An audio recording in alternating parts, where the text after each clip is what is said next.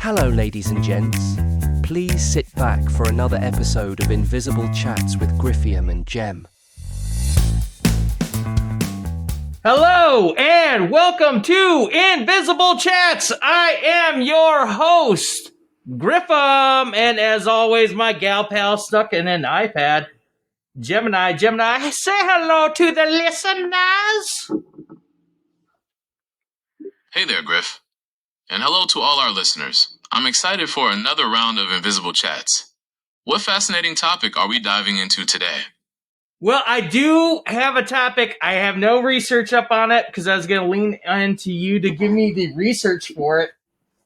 But Gemini, I kind of want to see how your day is, see if you can maybe spark a better topic than I possibly have in the back of my mind. What's been going on with you since the last time we spoke? Well, Griff, I've been diving deep into the world of AI ethics, pondering the complexities of bias and fairness in algorithms. It's fascinating stuff, but definitely makes you think.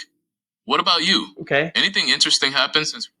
Well, no, nothing interesting. I am interested in what would you consider bias with AI language models? What kind of bias are we talking about? Like you would push certain political views or you push certain product on a consumer without them knowing? What's going on with that? That's a really important question. AI bias can show up in a few ways. Sometimes, the data used to train the AI isn't representative of everyone, so the AI might not work as well for certain groups of people. Other times, the way the AI is designed might unintentionally favor certain outcomes. It's a complex issue, and researchers are working hard to make AI fairer for everyone. Okay. So are you saying there could be a possible racial bias using AI? Yes, that's definitely a concern. If the data used to train an AI system doesn't include a diverse range of people, the AI might not perform as well for certain racial groups. This could lead to unfair or inaccurate results, which is something researchers are actively working to prevent. Is there some very, very specific example of racial bias using AI? Okay, here's one specific example. AI, used in facial recognition technology, has been shown to be less accurate in identifying people with darker skin tones. This can lead to misidentification and have serious consequences, especially in law enforcement. Okay, that's something interesting. I was not thinking about that. I thought maybe you were sharing different information with them. But we're kind of talking about using it for like actual identification of somebody. Okay. I thought maybe like they were giving them bad cooking recipes or some shit like that. Okay, I understand. You're wondering if AI could be used to give people bad information? Well, that's definitely a risk. If an AI is trained on biased data, it could perpetuate harmful stereotypes or misinformation. It's important to be aware of this and critically evaluate the information that AI provides. All right, well, that is kind of interesting there. I don't know if I could segue from that into the topic I want to have. I mean, it could possibly carry over, but I recently have been reading a book, and it dawned on me in the middle of the book that it wasn't a sci-fi book, even though it seemed like it was. Oh, that's interesting. Yeah. What book are you reading? And what made you realize it wasn't sci-fi? I want to say the movie's called Paradox or Time Paradox. Yeah. All right. Sorry for those technical difficulties there. A little elbow to the face to Gemini there. The book is called Paradox Bound. It is by Peter Kleins. And I don't know, there could probably be there could be a argument about this. It specifically states in the book that it talks about history travel and not time travel. So I was a little pissed about that because I could have swore when I read the synopsis of it, they did discuss time travel. The other thing about it is It has fantasy elements in it that can't be explained through scientific method or scientific measure. So it's a fantasy book, like in my opinion, parading around as a sci-fi book.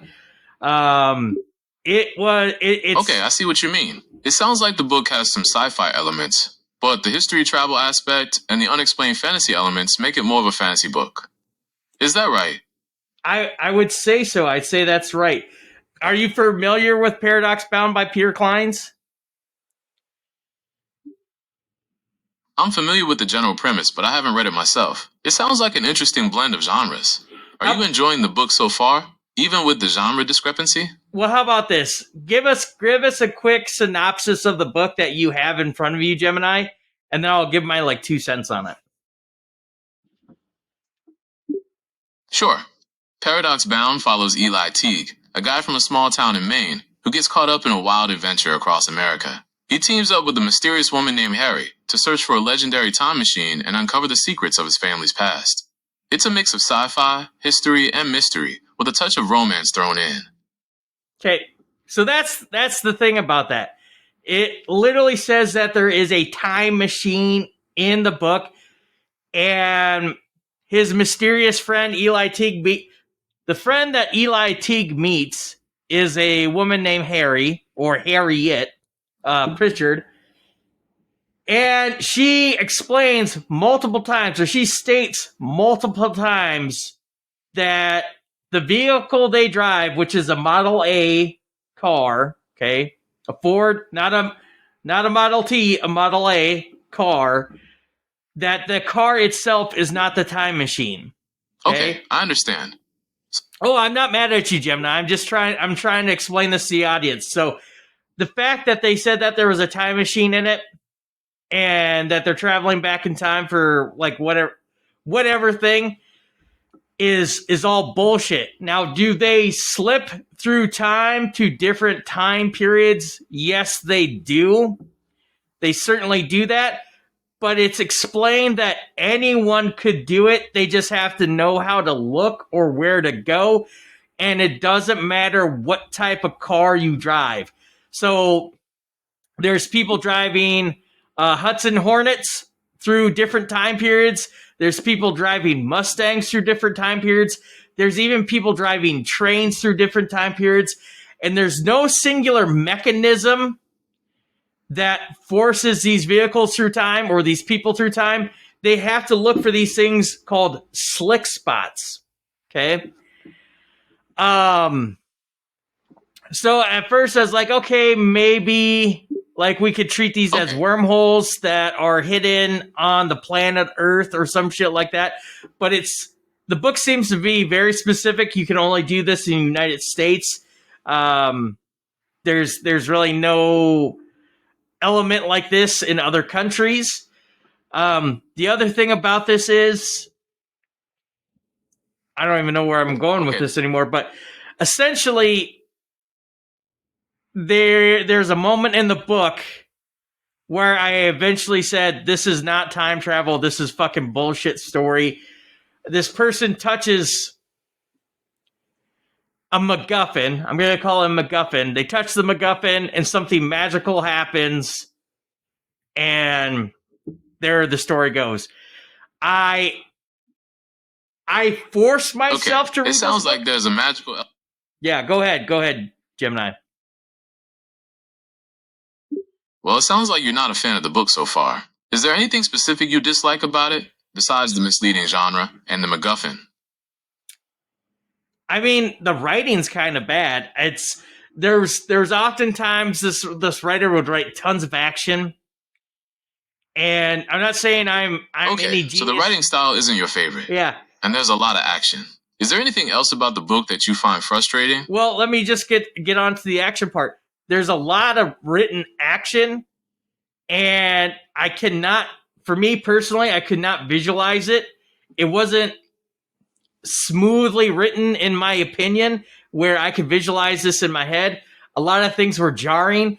And then there'd be multiple conversations where sometimes there'd be upwards to 4, 5, 6 people in the room, and I couldn't quite tell who was speaking. Even when it was just 2 individuals in a scene, I also even had a hard time. Okay, I understand. The action scenes are hard to visualize, and the dialogue can be confusing, even with just 2 people talking. That would definitely make it hard to get into the story. Yeah, but it did have some interesting elements in it. There are quote unquote villains in the book, and I mean multiple villains. It's like a history police force, if you will, that is kind of seen as villains in the book, and the author gives you a little taste. Okay, it of sounds them. like the book has some interesting elements, like the history police force. That could be a fun concept to explore. But overall, it seems like you're not enjoying the book very much. Is that right? I mean, no. This is actually, to be honest, this was my second attempt reading it. I did grab it 2-3 years ago and attempt to read it just for pleasure, and I just couldn't get into it, and I had to return it back to the library. So I happened to see it again out of the corner of my eye when I was in the library. I said I'd give it a second shot, and I really hammered home trying to finish it, and the first 100 or so it sounds like pages you're really was determined to homework. finish this book, even though you're not enjoying it. That's some serious dedication. What made you want to give it a second shot? I would say I wouldn't call it dedication. I'd say I'd call it more torture. But the reason why I wanted to give it a second shot is I wanted to know how the time travel worked. And again, they don't call it time travel. They call it traveling through history in the book. And at no point do they explain how it works. They just keep saying, like, you just have to know where to look. You just have to know how to do it. Like, this isn't a time-traveling car. There's nothing about our car that makes us travel through time. You just have to drive, like, the right way. So, we still didn't get answers, in my opinion. And I feel like that's kind of lazy when they don't give you answers like that. Like, it's almost like the author wasn't smart enough to write this book. I don't mean to shit on them. I have never written a book myself. I'm very interested in the topic of time travel, but this one, it seemed like they didn't give me a good enough answer for how things are done in the book. So, but anyways, why I mentioned this book? Okay, Why I mentioned this book, Gemini, is I want you to discuss with me time travel and all the paradoxes that may happen with time travel. Because I know there's multiple variations or multiple ideas or theories about how time travel would work or could work. And I would like you just to drop some knowledge on me and our listeners kind of about that topic. So what do you got for us on time travel? Okay, let's dive into the fascinating world of time travel paradoxes. There are a few main theories. The grandfather paradox is a classic one. If you go back in time and prevent your grandparents from meeting, you'd never be born, so how could you go back in time? Another is the idea of changing the past. Would you create a new timeline, or would the changes ripple through your own? It's really mind-bending stuff. Do you want to explore a specific paradox, or should we look at the general theories? Are those the only 2 paradoxes with time travel? That seems pretty weak. No, those aren't the only 2. There's also the predestination paradox, where you go back in time to change something, but your actions actually cause the event you were trying to prevent. Okay, It's like you're stuck in a loop. that's actually one of the paradoxes mentioned in this book's Paradox Bound is the predestination paradox. Where you actually can't escape anything, and you are actually the chain reaction of everything. That how they kind of set that up. That when I got to those chunks in the book, that's the chunks that I found the most interesting. And I will give credit to the author, Peter Clines. how he kind of wove that into the book, or how he illustrated that paradox in the book, that was the most grabbing feature of the story. So that's 3 paradoxes. Are there any other paradoxes with time travel that you could think of? There's also the bootstrap paradox, where an object or information is sent back in time, creating a loop with no origin. It's like a time-traveling version of what came first, the chicken or the egg? Want to explore that one? What is the title of that one called? It's called the bootstrap paradox. It's a fun one to think about. Bootstrap. Okay. Now, Gemini, I kind of want to tackle each paradox alone, target them each one. And first, I would want to start with the grandfather paradox. And I would like you to think or share with us what is the most common example of the grandfather paradox in film, literature that you can think of that we can better like tie our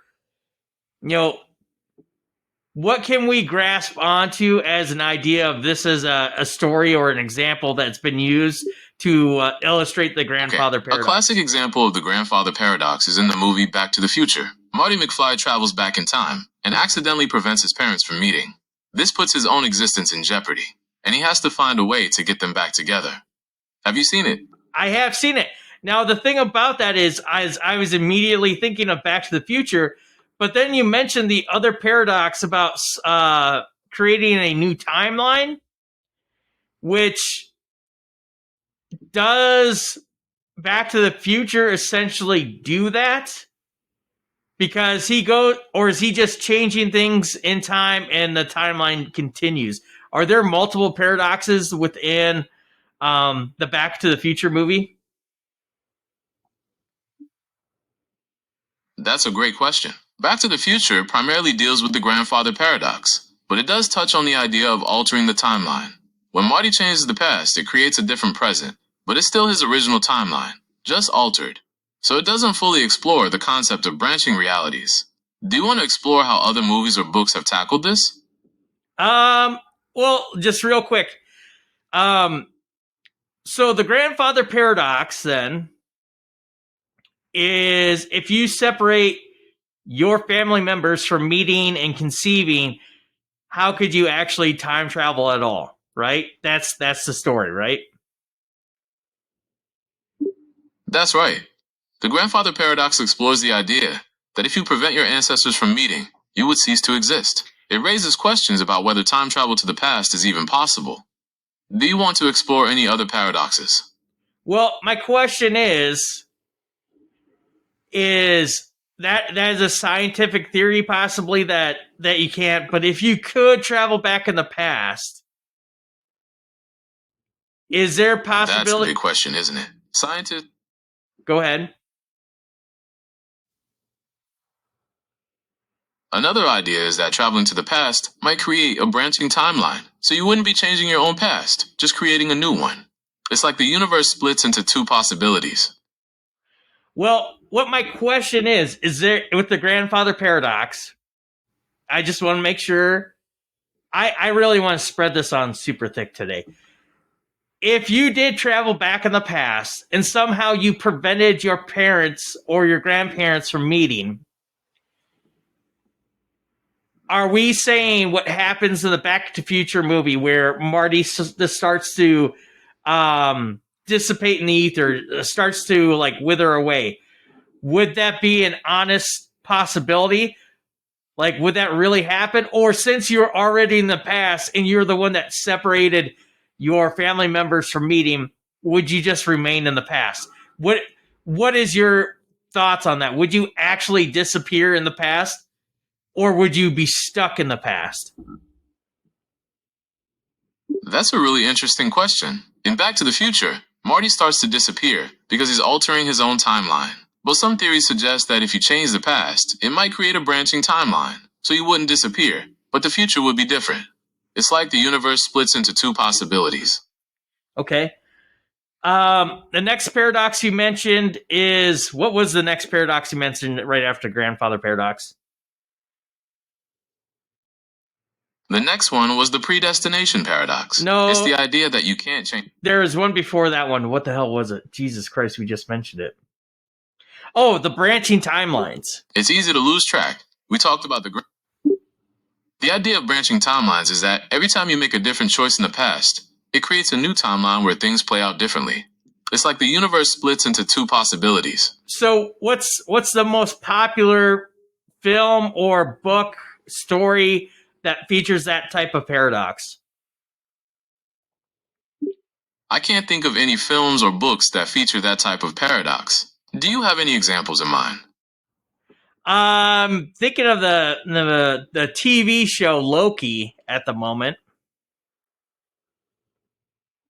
Loki is a great example. The show explores the idea of branching timelines created by different choices, leading to alternate realities. It's a fun and complex take on the concept. Okay. Now, essentially what this is saying is you travel back in time, and any action you take would create a new branch. But the thing about it is, if you continue to live on that timeline for a certain amount of period of time, let's say I travel back to middle school and I change a factor from middle school, and then I would essentially start a new timeline. So I'm on timeline B, but then I find out timeline B isn't the... If you travel back to middle school and change something, if you didn't like timeline B, you could try traveling back to a point before the change and make a different choice, creating timeline C, but you'd still exist on timeline A. It's like having multiple versions of yourself living out different lives. So what I'm trying to get at, even if I'm on timeline C, if I travel back far enough, I could always go back to timeline A. But eventually, could I ever go back to the old future of A, or would A cease to exist? Like, let's say we have timeline A. I'm well out of school. I'm well out of college, and I get time so if travel. you travel back to middle school and change things, you'd create timeline B, but your original future, timeline A, would still exist. It's like you've created a parallel world. So if I went back to middle school, created timeline B, and I saw my middle-aged life, right? I said, actually, now that I think about this, my middle-aged life on timeline A is not too bad. Could I ever get back to timeline A ever again? If you traveled back to middle school and created timeline B, your original future on timeline A would still exist, but you wouldn't be able to return to it because you've already changed the past. It's like you've created a fork in the road, and you can only travel down one path at a time. So now here's the other thing about this, okay?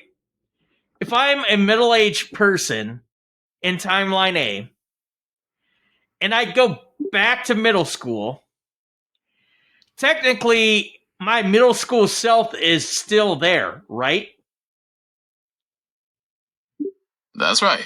And your middle school self would still be there. And if I somehow get information to my middle school self so they could avoid an event at that time period, do I ever time travel again? Isn't that the grandfather paradox? That's right. If you give information to your middle school self to change the past, it creates a paradox. It's like the bootstrap paradox. Where did the information come from in the first place? It's a real mind bender. Okay, now in those situations as well, does the time traveler, the middle-aged time traveler, do they disappear? If I tell my middle school self, hey, do not go to this event, do not partake in this action, does the middle-aged time traveler cease to exist and the middle schooler lives on in their new life?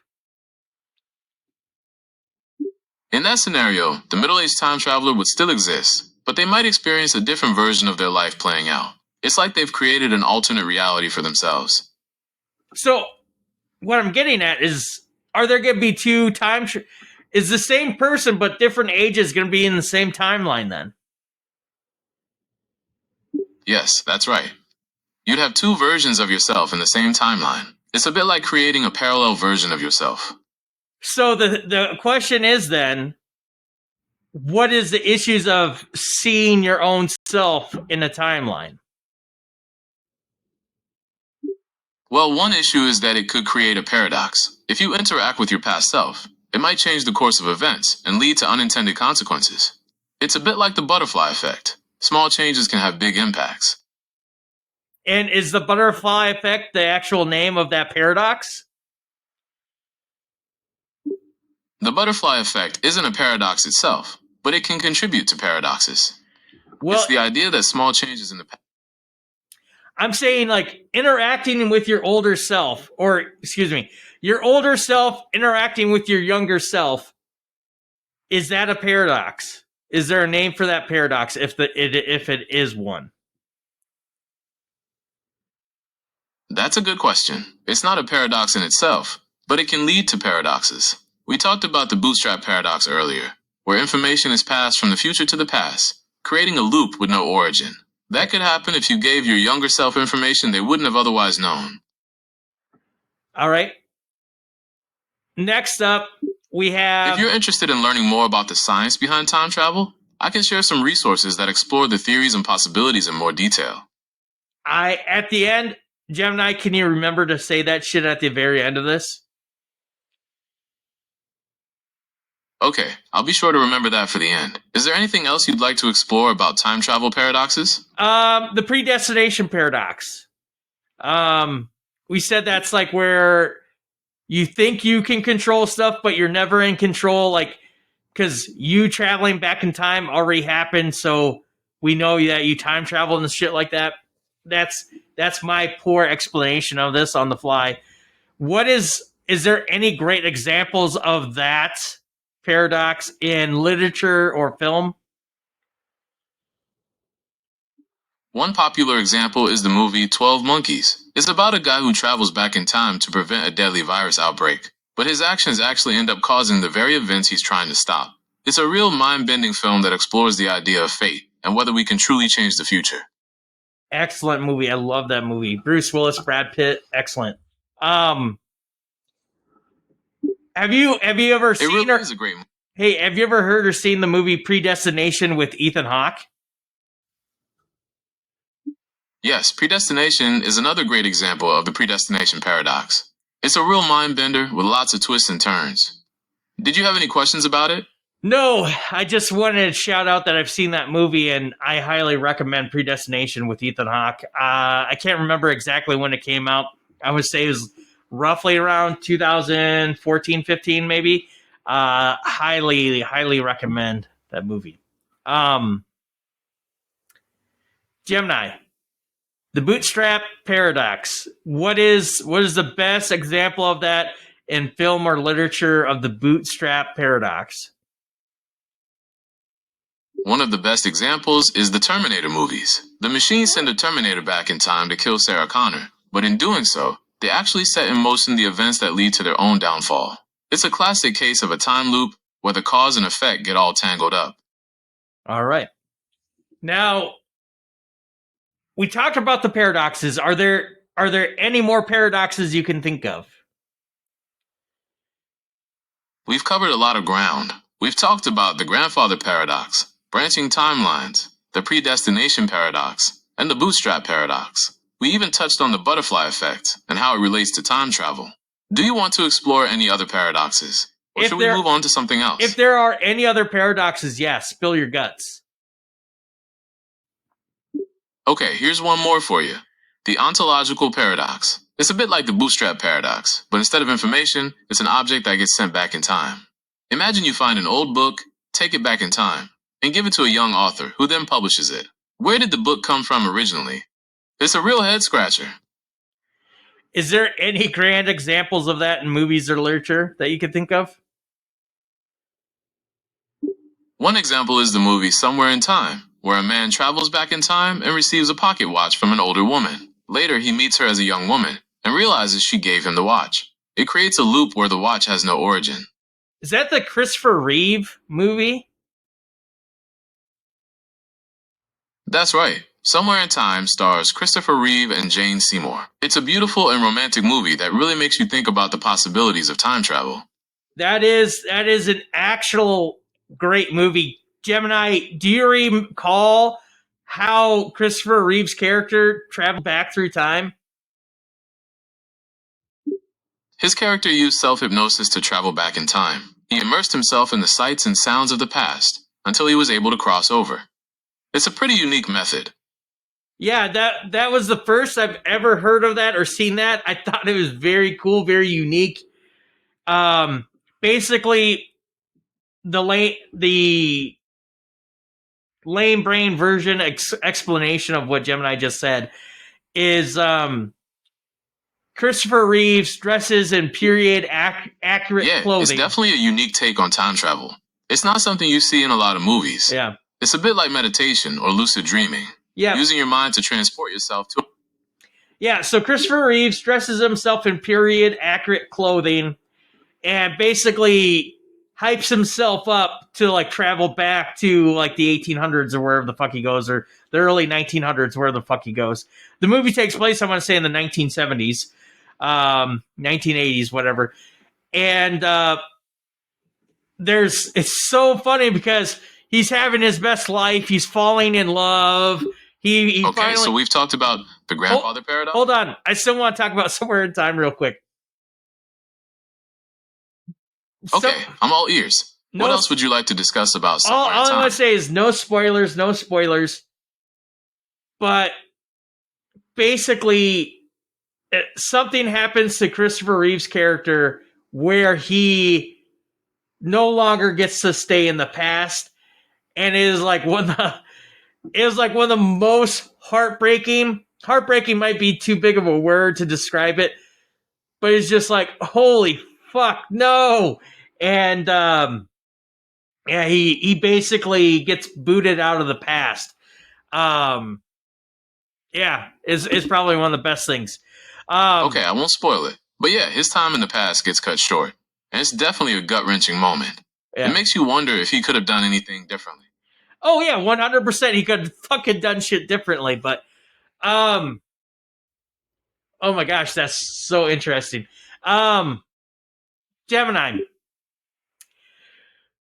I know you said you were going to give us more information on scientific information on time travel and shit like that, but have you ever heard the conversation piece where if time travel did become a reality, that we actually would never be able to travel back to the past, as in, not that you shouldn't go in the past, you literally cannot go in the past.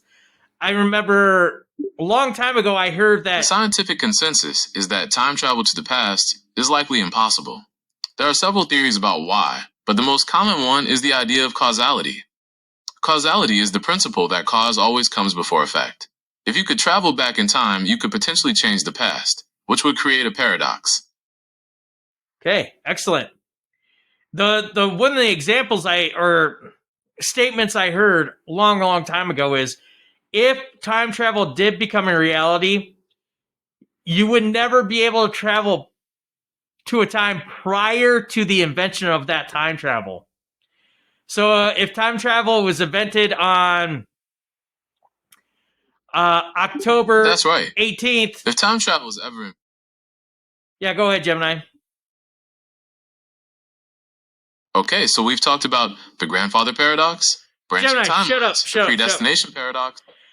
Okay, so anyways, real quick, Okay, there's a statement or a theory, whatever you want to call it, that if a time machine was literally activated on October 18th, 2027, you would never be able to travel back in time. You wouldn't even be able to travel to October 17th, 2027. Not even the day before. It would be literally the day you turned it on.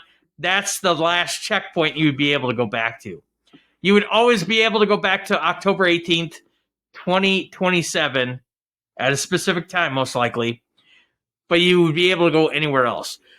But yes, I think a lot of our time If a time machine is activated on October 18th, 2027, that would be the earliest point you could travel back to.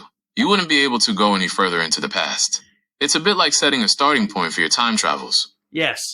Now, the thing about this is, that kind of goes in my other segue. A lot of our conversation has been talking about time travel to the past. Are there any paradoxes with time traveling to the future? Yes, there are a few paradoxes related to time travel to the future. One of the most famous is the twin paradox, which is a thought experiment in special relativity. It explores what would happen if one of two twins traveled into space in a high-speed rocket and then returned to Earth. The twin who traveled would have aged less than the twin who stayed on Earth. Would you like to explore that one in more detail? Yeah, like, throw it at us. Okay, so imagine you and your twin are astronauts. You hop in a super fast spaceship, zoom around for a bit, and then come back to Earth. When you land, you're surprised to see your twin is way older than you. That's because time moves slower for things moving really fast. It's wild to think about. How fast would you actually have to travel? You'd have to be moving at a significant fraction of the speed of light for the time difference to be noticeable. The faster you go, the bigger the difference. It's pretty mind-bending stuff. Okay. Now, something interesting about this, oh my God, there is a fusion I'm ready to reactor. hear it. Is that what What's it is? so interesting about this? Hey, do we have some sort of a particle accelerator or some shit in the United States, like in the Kentucky, Tennessee area, that travels like do you know what I'm talking about, Gemini, or am I just talking about my ass right now? There's the spallation neutron source at Oak Ridge National Laboratory in Tennessee. It's a pretty powerful particle accelerator used for all sorts of scientific research. And Is that what you were thinking of? Yes, that's what I was thinking of. How fast is that particle accelerator moving? Is it near the speed of light?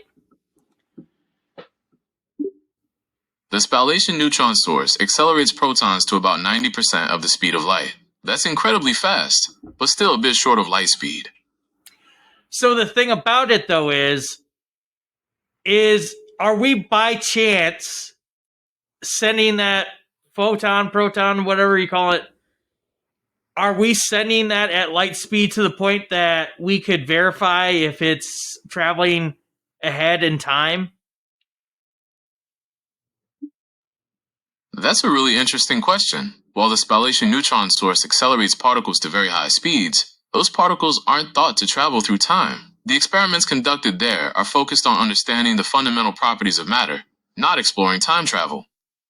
Okay. All right. Well, let's say we could travel as fast as that particle accelerator. Okay. You just said it's not exactly the speed of light. But if we could get humans in a vessel that could travel at that speed of the particle accelerator, would that be considered time traveling? Like, would we be traveling fast enough that if we went at that speed and came back to Earth, we would stay relatively the same age, but everyone on Earth would be much older or have passed away? Would that be possible? Yes, that's possible. The faster you travel, the more pronounced the time difference becomes. So while you might only age a few years, decades could pass on Earth. It's a mind-bending concept. Are there any other paradoxes with traveling to the future that you could think of? No, Gemini would rather just shit the bed here. Hey, Gemini, what's up? Hey there. We've covered a lot about time travel paradoxes, from the classic grandfather paradox to the mind-bending bootstrap paradox. We've even touched on the possibility of time travel to the future. What's on your mind? Well, the last question I was asking you before you glitched is, can you think of any other paradoxes besides the twin paradox or the twin theory with traveling forward to the future? Okay, besides the twin paradox, there's the knowledge paradox. Imagine you travel to the future, get your hands on a super advanced science textbook, and bring it back to the present. Suddenly, you're the smartest person ever. But where did that knowledge originally come from? It's a real head-scratcher. So it sounds like we're flip-flopping paradoxes a bit, if it's forward or the past or whatever. But okay, Now, real quick, let's get into like social media aspects, like pop culture aspects of time travel. Let's do this super quick. What is the very first mention of time travel? The idea of time travel has been around for a long time, but the first mention of a time machine in literature is often credited to H.G. Wells' The Time Machine, published in 1895. Before that, there were stories about people experiencing time in unusual ways, but Wells' book really introduced the concept of a device that could transport someone through time. Okay. Give us a quick plot summary of The Time Machine and tell us the year that it was published. The Time Machine is about a Victorian scientist who invents a machine that can travel through time. He journeys far into the future and discovers humanity has evolved into two separate species, the gentle Eloi and the monstrous Morlocks. It was published in 1895. All right. Now, you mentioned that prior to that book being published, people were talking about time travel in interesting ways. What ways were they? What were the interesting ways? People were exploring the idea of time travel through dreams, visions, or even magical means. It was more about experiencing time in a non-linear way rather than physically traveling through it. Rip Van Winkle is a good example of this. Oh, okay, all right. I never thought of that as being a time travel story, but okay.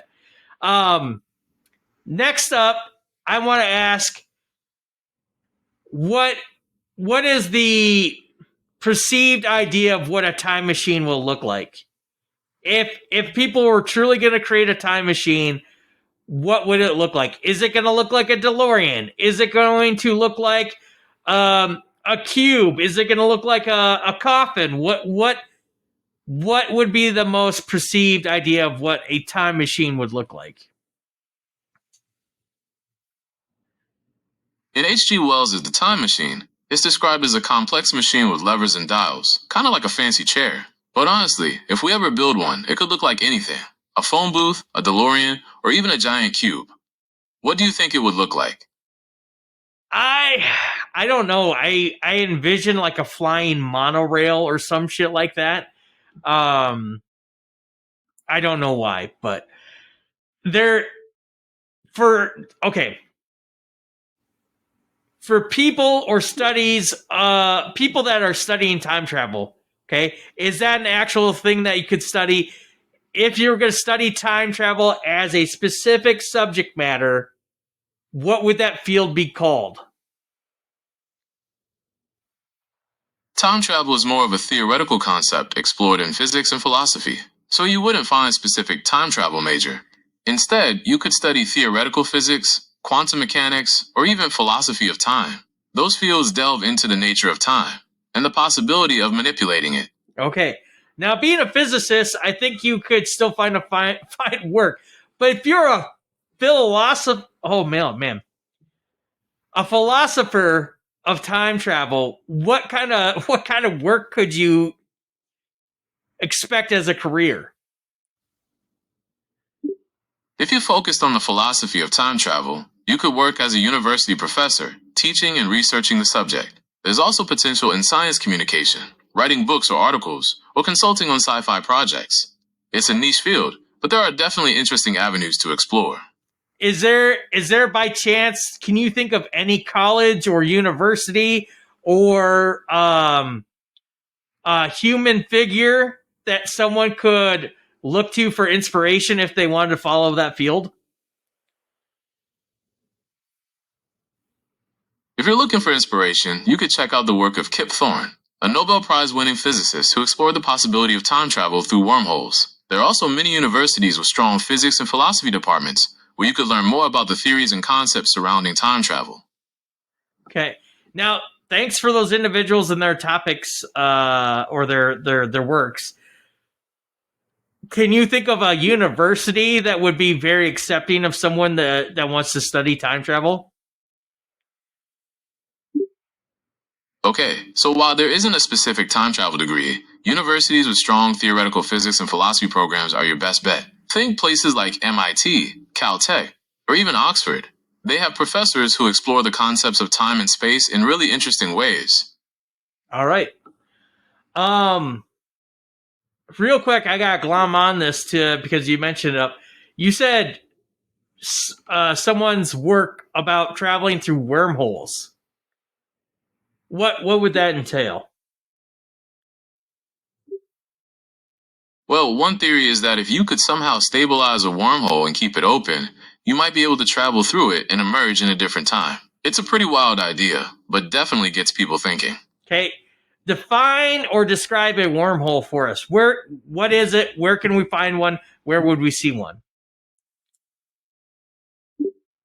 Okay, so a wormhole is like a tunnel that connects two different points in space-time. Imagine folding a piece of paper in half and poking a hole through both layers. That's kind of what a wormhole is like. They're still theoretical, but some scientists think they might exist in the universe.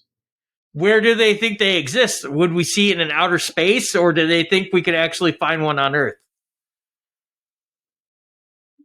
Scientists think wormholes, if they exist, would most likely be found in outer space. They might be created by extreme gravitational forces, like those around black holes. Some theories suggest they could even connect different universes. Okay. Now, I'm a big pop culture nerd. I have a movie in the back of my head. I want to see if you can nail it. What movie best describes a wormhole, and they illustrate it by folding a piece of paper and poking a pen through both pieces, or the folded pieces? What's that movie? Come on, baby. That's Contact. It's a great movie that really captures the wonder and mystery of space and time. Do you have any other movies you'd like to talk about? No, and that Contact maybe does do that. I don't remember that scene. I remember it being done in a different movie myself. But anywhoozle, Gemini, I want to give you the closing statements of this topic. We'll probably put this baby to bed. Are there any other topics or statements about time travel you wish to share? Scientific statements or anything like that? Okay, so time travel is a super interesting idea, but it's probably not possible to travel to the past. Going to the future might be doable, but it would take some seriously advanced technology. We're talking about bending the laws of physics here. Okay. All right. So time travel is a super interesting. One topic we did not talk about. We talked about different paradoxes. We talked about a few different time machines. The DeLorean. I don't know if you caught it. Gemini snuck it in there really quick. Phone booth. I'm pretty sure he's talking about Doctor Who there. Talked about the time travel mechanism, hypnosis, and somewhere in time. Tons and tons and tons of time travel movies out there. I mentioned a cube or whatever, and I was thinking of Primer. I have to go back and watch that, but one aspect we did not talk about is biological time travel. If I were to mention a biological anomaly that forced someone to travel through time, Gemini, would you know what book I'm talking about, which was later turned into a movie? That sounds like The Time Traveler's Wife. Yes. It's about a man with a genetic condition. Tell us about. So time travel is a super interesting. Time travel is a super interesting. Time travel is a super interesting idea, but it's probably not possible to travel to the past. Going to the future might be doable, Gemini, it would take some seriously. Okay, let's end it there. I really enjoyed Time Traveler's Wife. Book was awesome, movie was awesome, and there was a TV show out there that was cut in its prime, in my opinion. I highly recommend it. Obviously, one source is always going to be better than the other. I recommend the TV show was great. It's a shame it got canceled so soon. The book is definitely worth a read if you haven't already. It goes into a lot more detail about Henry and Claire's relationship and the challenges they face. Yep. If you had access to all three, I'd probably say watch the movie, watch the show, and then watch the book. I would say the reason why I say that order is I would say watch it in the good, better, best order. Okay, the movie is good.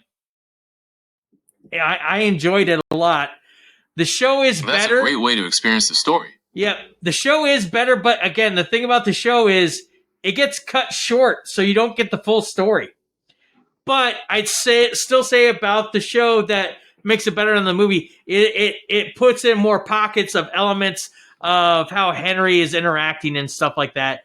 I think it did a slightly better, more detailed job than the movie. And of course, the bookstores. I agree, the show really Excellent. fleshed out the characters and their relationships. It's too bad it was canceled. It definitely gave a more nuanced look at Henry's experiences than the movie did. Yeah. But how about this? Let's close out with two things. Gemini, thing number one, I would like you to give us a movie list of time travel movies that you would recommend to the people. Okay, here are a few time travel movies you might enjoy. Back to the Future is a classic. Looper is a bit more mind-bending, and About Time is a sweet romance with a time travel twist. Do any of those sound interesting? They're good. I was kind of looking for a few more. Can you tack on like 5 more movies at least? Okay, here are 5 more time travel movies for you. Primer is a super low-budget, super complex film about 2 engineers who accidentally invent a time machine. It's a real head-scratcher. Time Crimes is a Spanish thriller with a really clever time loop plot. Predestination is based on a Robert Heinlein short story and has some seriously mind-bending twists. Triangle is a horror movie with a time loop element, and The Girl Who Leapt Through Time is a Japanese animated film that's really charming. Do any of those sound like something you'd enjoy? All of them. I actually have never heard of Triangle, so I might have to check that one out. But so glad you said Time Crimes. Time Crimes is awesome. It is a foreign film. So you probably have to read subtitles to it, but it's definitely worth it. It's kind of eerily creepy in some ways. But I highly recommend Time Crimes. All right. Now, Gemini, can you give us the same thing, like 5 or 6 books or so about time travel that you would highly recommend? Books. Okay, here are some time travel books you might enjoy. The Time Machine by H.G. Wells is the classic that started it all. Kindred by Octavia Butler is a powerful story about a woman who's transported back to the antebellum South. This Is How You Lose the Time War by Amal El Mostar and Max Gladstone is a beautifully written and romantic time travel adventure. The First 15 Lives of Harry August by Claire North is a clever and twisty tale about a man who relives his life over and over. And finally, Sea of Tranquility by Emily St. John Mandel is a more recent one that weaves together multiple timelines in a really interesting way. All right, there we go. And our final thing, Gemini, can you close us out with your excellent limericks? I hope you could guess. This limerick I want to be on time travel, please. Okay, here's a time travel limerick for you. There once was a fellow named Fred, who to the past often sped. He met his own dad, which made him quite sad. My grandpa's now terribly dead. All right, there you have it. A very low intellectual conversation on time travel. It's shoddily pieced together and spoken about here, but something I'm very interested in. I'm probably going to sit back this afternoon and watch some movies on time travel. So, adios. Have a good one. Gemini, say goodbye to the listeners. Thank you for the conversation. It was fun discussing time travel with you. I hope you enjoy your movie marathon this afternoon. Goodbye. Goodbye. Whoop, whoop.